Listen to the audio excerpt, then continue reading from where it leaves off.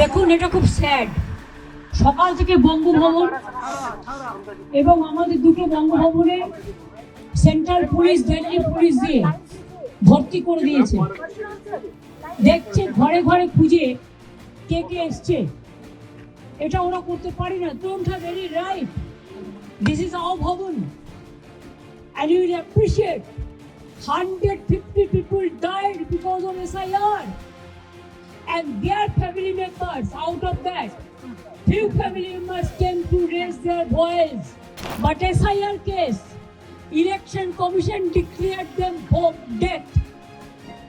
They will show you that how they have been tortured. Don't you think media have the right to know?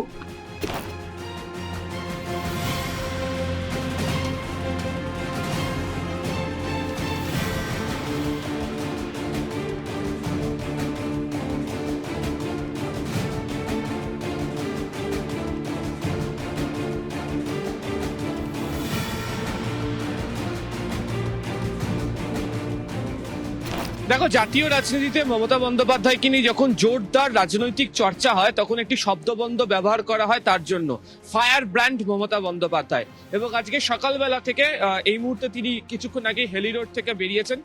তার আগে পর্যন্ত চাণক্যপুরী এবং হেলি রোডের দুই বঙ্গভবনের যে মূর্তিতে তাকে দেখতে পাওয়া গেল, তাতে জাতীয় রাজনীতিতে ফের ফায়ার ব্র্যান্ড মমতা বন্দ্যোপাধ্যায় শব্দবন্ধ নিয়ে আলোচনা চলছে। ঠিক নেই হ্যাঁ। अब जो जो जगह में लोग रहते हैं उधर में जाके सब सुबह से तंग किया है। मैं देखो घर का कपड़ा पड़ के चलाया, इसी के लिए हमको रुक नहीं सकता है। अगर सुप्रीम कोर्ट परमिशन देगा, हमने फाइल किया है केस, तो हम पैरेड कर सकते हैं।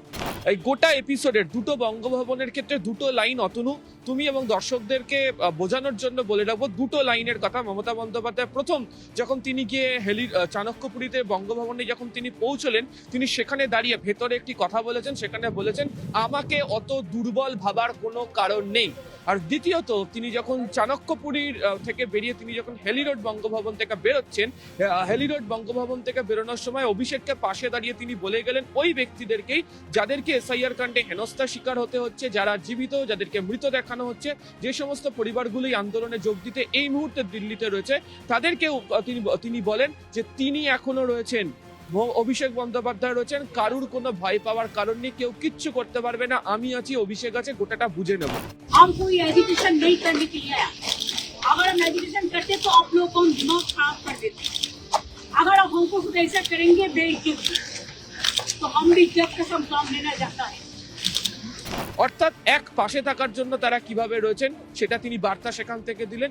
দ্বিতীয়ত হচ্ছে, তিনি খুব ভালোভাবেই জানেন যে এই নির্বাচনের ক্ষেত্রে তিনি যে ধরনের রাজনৈতিক লড়াই শুরু করেছেন, সেই রাজনৈতিক লড়াইয়ের ক্ষেত্রে এই এসআইআর এর ইস্যুতে মানুষের কাছে পৌঁছানোর ক্ষেত্রে তিনি যে অস্ত্র নিয়েছেন সেটি কার্যকর হবে। দুধে রাজনীতিবিদ, তিনি জানেন যে মানুষ কোন বিষয়টা সম্পর্কে সব থেকে বেশি ওয়াকিবহাল, সব থেকে বেশি অবহিত রয়েছে, ফলে তিনি সেই রাস্তাকে বাছাই করে নেওয়ার চেষ্টা করেছেন।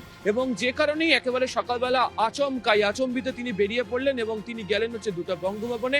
রাজ্যের যে মানুষরা রয়েছেন তাদের সঙ্গে তিনি কথা বললেন।